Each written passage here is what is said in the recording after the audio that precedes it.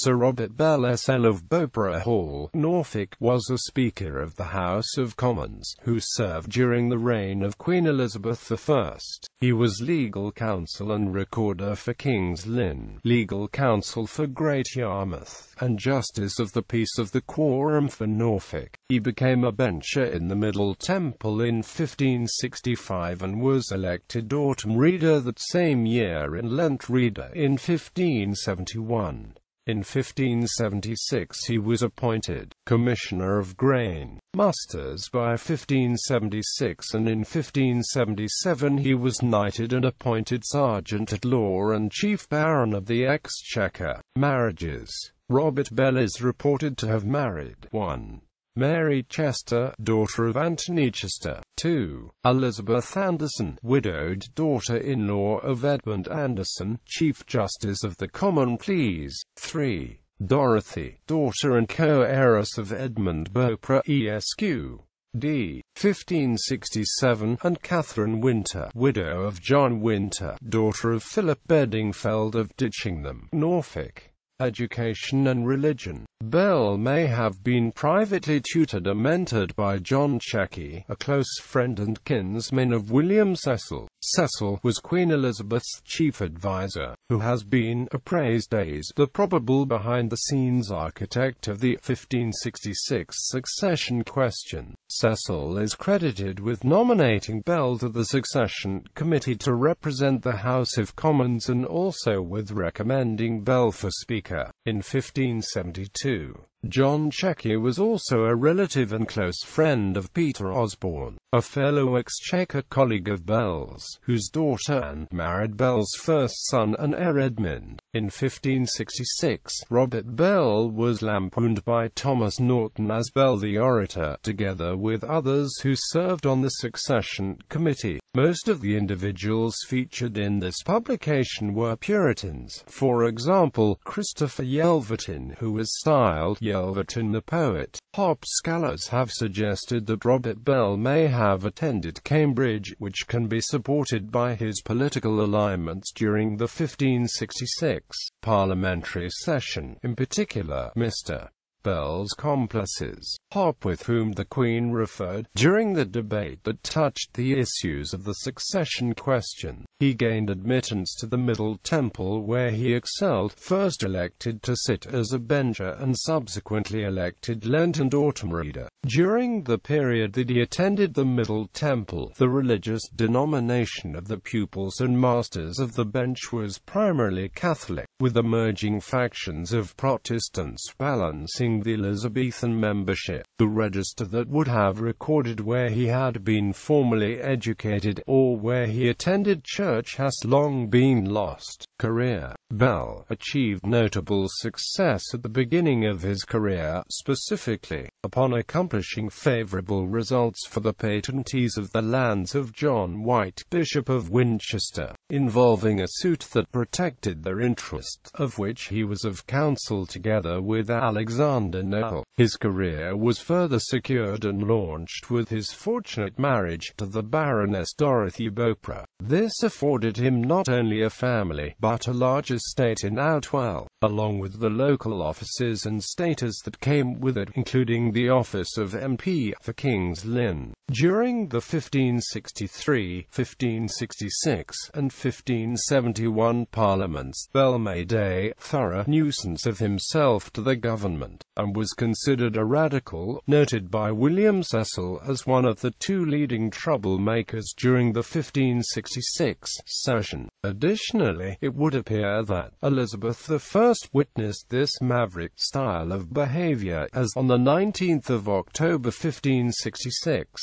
did argue very boldly to pursue the succession question, in the face of the Queen's command to leave it alone. In her own words, Mr. Bell with his complices must needs prefer the speeches to the upper house to have you, my lords, consent with them, whereby you were seduced, and of simplicity did assent unto it. Of course, it should be clarified that he was merely conveying the concern of the House, following Elizabeth's near-death illness, and for the realm, which may have collapsed into a civil war upon her death. 5 years later, during the next Parliament, he refocused his attention and launched an attack on the Queen's purveyors, who took under pretence of Her Majesty's service what they would at what price they themselves liked. Later in 1576, this speech was recalled by Peter Wentworth during his motion for liberty of speech. The last Parliament he that is now Speaker uttered a very good speech for the calling in of certain licenses granted to 4 courtiers to the utter undoing of 6,000 or 8,000 of the Queen Majesty's subjects. This speech was so disliked by some of the council that he was sent for, and so hardly dealt with that he came into the House with such an amazed countenance that it daunted all the House, to the extent that for several days no matter of great importance was raised or considered. DNB. Nevertheless, on the 19th of April 1571, he was an advocate for the residents of less fortunate boroughs, and in a loving discourse showed that it was necessary that all places should be provided for equally. But because some boroughs had not wealth to provide fit men, outsiders could sometimes be returned and no harm done. He further proposed that all boroughs who sought to nominate a nobleman should suffer a substantial financial penalty, mindful, no doubt, of the power of the Duke of Norfolk in his county. From 1570 to 72, he served as Crown Counsel, and perhaps it was Bell's outspokenness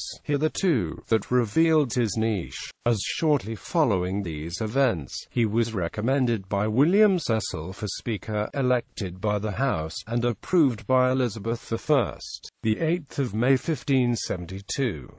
The Queen, on her part, he was told, had sufficiently heard of your truth and fidelity towards her, and understandeth your ability to accomplish the same. Bell's second disabling speech of the day was full of luminous detail, and was a model of circumspection, a lawyer's piece larded with legal precedent in his careful transmission of royal messages, and his preference that attempts to persuade a reluctant queen should be by written arguments rather than by his spoken word. Some of it is worth quoting, as an early example of the taste for precedents that became commonplace in the history of the House during the 17th century.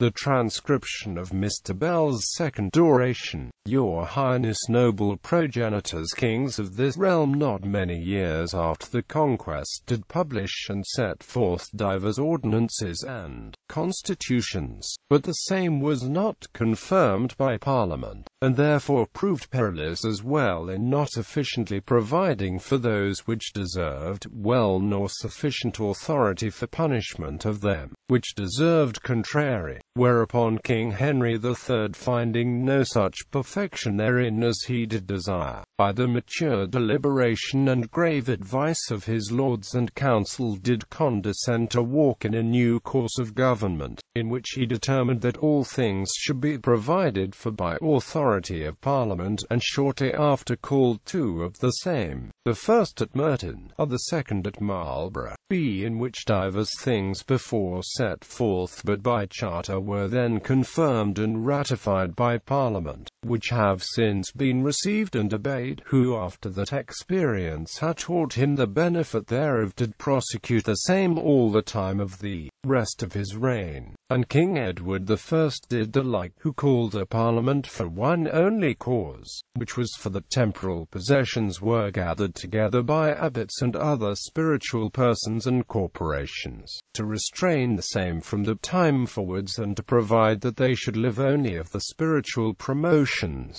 See, I mean to note principally but 2 or 3 statutes for my purpose. In the XIIth year of his reign he called another Parliament for the punishment of felonies and robberies done by vagabonds. In the GTH year of his reign he called another Parliament for the only cause of the relief of his merchants, called Statutum de Mercatoribus. And after him his son King Edward II in the IXDH year of his reign called a Parliament for the ending of a controversy between the spirituality and laity concerning discipline.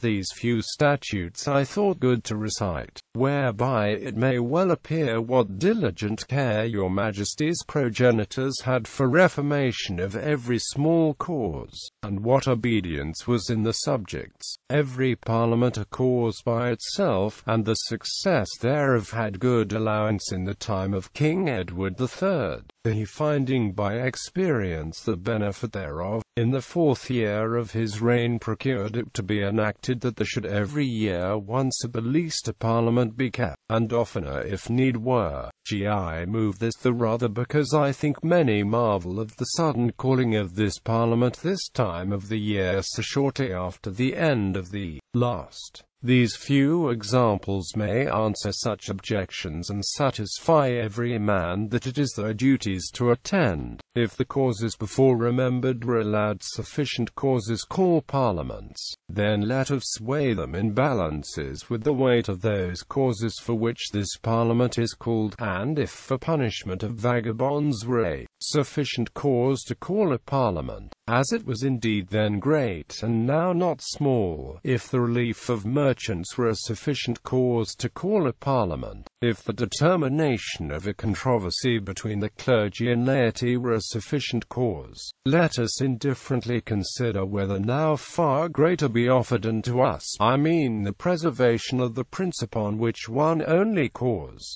who seeth not that all these causes and all other causes which may concern this state doth depend. The want of good provision in one parliament may be an overthrow to the good meaning of all the rest.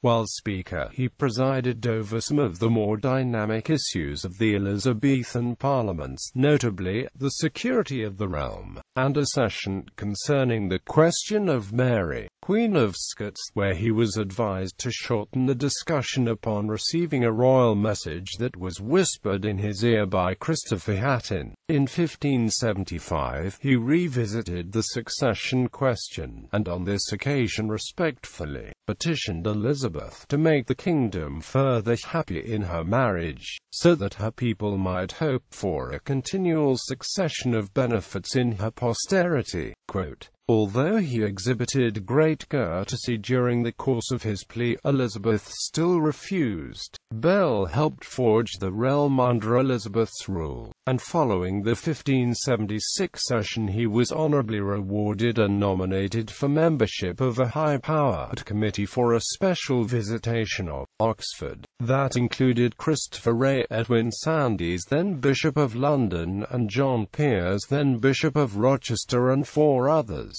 Honours. In 1577, during the New Year's promotions, Elizabeth I conferred a knighthood to him, made him her Serjeant-at-Law, and appointed him Chief Baron of the Exchequer, a post that he retained during the period that Francis Drake read the government, claiming his bounty to build his 3 ships in Aldborough, together with the arrangements he secured from his investors for his 1577 voyage to circumnavigate the globe. Bell's contemporaries respected his contributions to society, notably James Dyer, Edmund Plodin, and the historian William Camden, who considered him a lawyer of great renown, a sage and grave man, famous for his knowledge in the law, and deserving the character of an upright judge. Death and commemoration. While presiding as judge at the Oxford Assizes, he became exposed to prisoners of foul condition during the trial of a bookseller who had slandered the Queen. This stench is thought to have caused a pestilent vapor and Bell caught jail fever. He then moved on to Leominster, and after presiding over the assize in that district, fell ill. On the 25th of July, he drafted a codicil to his will, where he made his loving wife Dorothy sole executor, and directed the selling of certain property for payment of debts, and future provisions for his family. This codicil and adequin, made by me Senior Robert Bell, Knight, Chief Baron of Hermitage, Exchequer, the XX5th day of July, in the year of our Lord God 1005, 177. WCHI will, and my true meaning is that it shall be next and added unto my last will and testament remaining at my house at Beaupre Hall in North. First I will my body shall buried in the same town where He shall please God to call me at the discretion of my chief senior NNTS that shall be about me at the day of my death.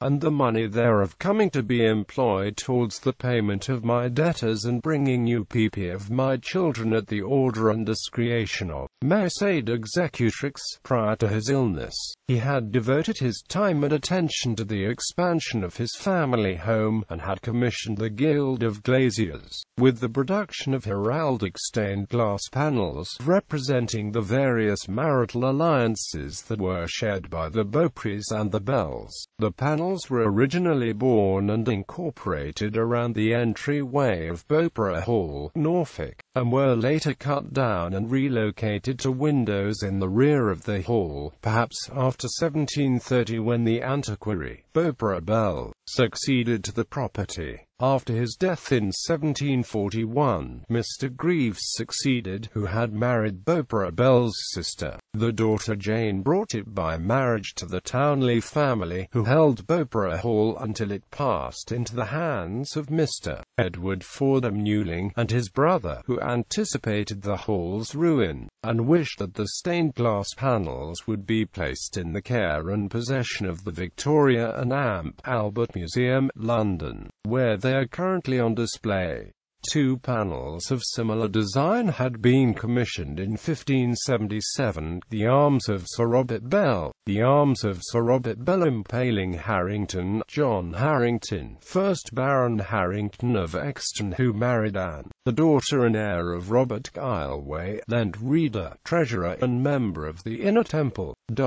Sir John's father, Sir James Harrington of Exton Hall, Rutland, married Lucy, daughter of William Sidney of Penshurst, Kent. Sir William Sidney's son, Henry Sidney, Lord Deputy of Ireland, was a neighbour of John Peyton and Dorothy, daughter of Sir John Tyndale. The Peyton's second son, John Peyton, served in Ireland under the friend and neighbour Sir Henry Sidney of Penshurst, and in 1568, he was again in Ireland with Sidney, then Lord Deputy, and had become a member of Sidney's household. After Bell's untimely death in 1577, John Peyton married Bell's widow Dorothy, where from her estate, Peyton gained position and status in the county of Norfolk, and later became Lieutenant of the Tower of London. Descendants. Amongst the many great families with whom the Bells were connected by the various marriages, we may mention Beaupre, De Vere, Bedingfeld, Knivet, Osborne, Wiseman, Deering, Chester, Oxborough, Lestrange, Dorwood, Oldfield, Peyton, and Hobart, all persons of great eminence and distinction.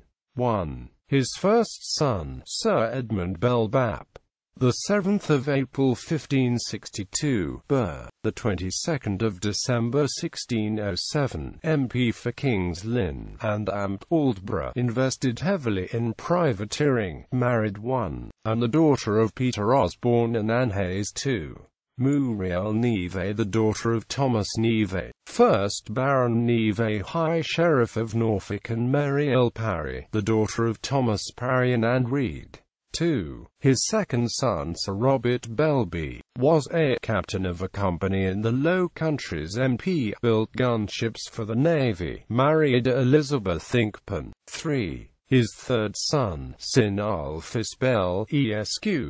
B. March 1564, d. 1628, of Thorpe Manor, issue 8 sons, 3 Doe, of Norfolk, married Jane, daughter of Christopher Calthrop, and Jane Rookwood is listed among the knights of a committee to drain the fens. 4. His fourth son, Beaupre Belby, c. 1570, d. 1638, literary scholar of Cambridge, admitted to Lincoln's Inn 1594, was made Governor of the Tower of London in 1599. 5. His fifth son, Philip Belby, the 14th of June 1574, d. after 1630, Fellow of Queen's College, Cambridge 6.